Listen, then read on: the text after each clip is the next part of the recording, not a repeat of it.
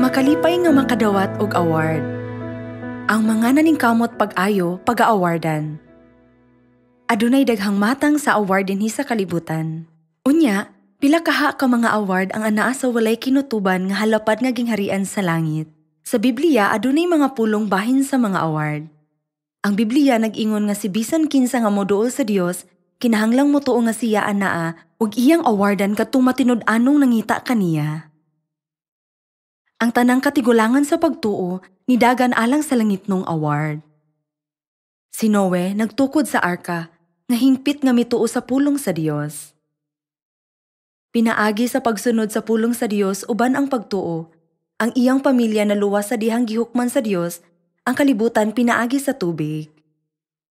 Si Moises anaa sa posisyon nga makatagamtam sa labing dakong himaya ingong anak sa anak nga babae ni Paraon.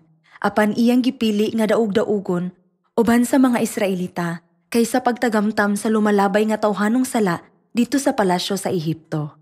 Kini tungod kay siya nagpaabot sa walay katapusang mga award sa langit. Kamong tanan, makadawat kamo og award kung moadto kamo sa langit. Ang Dios nag-andam og award alang sa matag usa kanato og miingon, ako maghatag sa tagsa-tagsa, sumala sa iyang binuhatan. Ang Diyos mohatag kanato og mga award sama sa award sa pagkamatinumanon nga gihatag kang Noe, award sa pagkamapailubon nga gihatag kang Moises, award sa pagtuo nga gihatag kang Abraham, award sa pagkaamgo nga gihatag ngadto kang Jacob nga nakaamgo sa bilis sa mga panalangin, award sa pagkamaisugon nga gihatag kang David ug ang award sa kaalam nga gihatag kang Solomon. Ang Diyos mohatag kanato og mga award sama sa award sa manggugubat nga gihatag kang Gideon, award sa pagtuo nga gihatag sa tulo ka higala ni Daniel, award sa pagkamaisugon nga gihatag kang Josue, award sa pagkamaunungon nga gihatag kang Pedro, ug award sa dakong tinguha nga gihatag kang Apostol Pablo. Anaa say award sa pagpamunga, pagkamapahiubsanon, pagkamakadiyos, pagkamaluluyon, pagkonsiderar, paghanay, pag-organisa, pagserbisyo ug paghigugma. Ang Dios mohatag kanato og dili maihap nga mga award. Kung kita maghatag og pugnang tubig ngadto sa mga ebanghelista, dili kita mawad-an sa atong award. Unya, unsa kadako nga award ang ihatag sa Dios ngadto sa mga anak sa Sion nga nagtrabaho alang sa ebanghelyo uban sa Dios? Si Amahan mianhi niini nga kalibutan aron sa pagpangita sa nawala ug sa kanunay musangyaw sa ebanghelyo sa bisan unsang kahimtang. Tungod kay ang Dios kahayag, kita usab kinahanglan nga modan-ag sa kahayag sa gugma ug kamatuoran sa Dios ngadto sa daghang mga tawo, ingon nga mga anak sa kahayag. Kung kita makugihon nga mosangyaw sa iyang pulong sa tanang panahon gayod, nga mosalig sa Dios nga mo-award, kita pag-aawardan.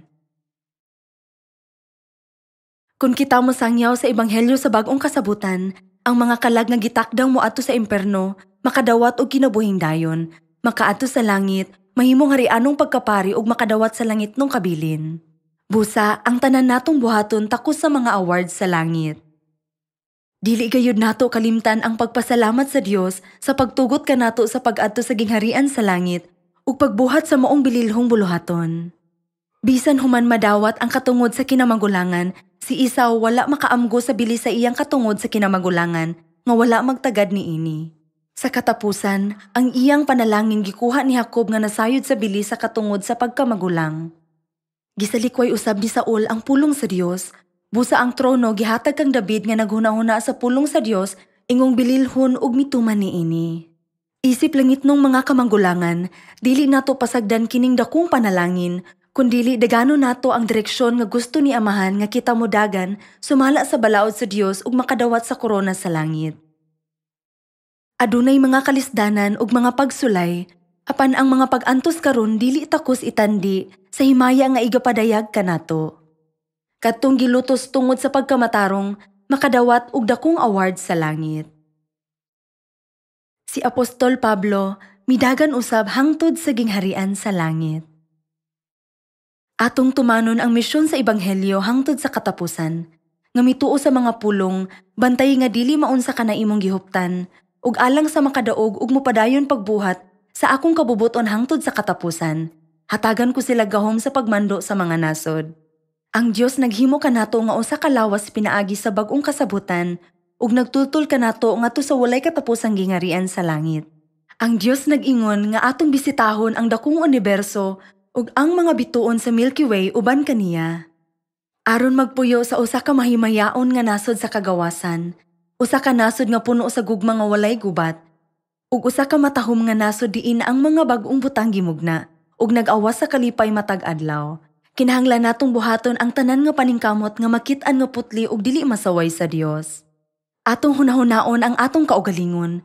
Unsa may akong buhaton aron makadawat og daghang mga pasidungog, ug sugod karong adlaw paningkamuti nga mahimong takos sa maong mga pasidungog. Nang hinaot ko nga makakita kamo og daghang nawala nga mga kaigsuunan, at timan na sila uban ang gugma, alagaran sila ug tultulan sila ngadto sa gingharian sa langit, aron makapahimuot kamo sa Dios ug makadawat og daghang mga award nga giandam sa Dios alang kaninyo.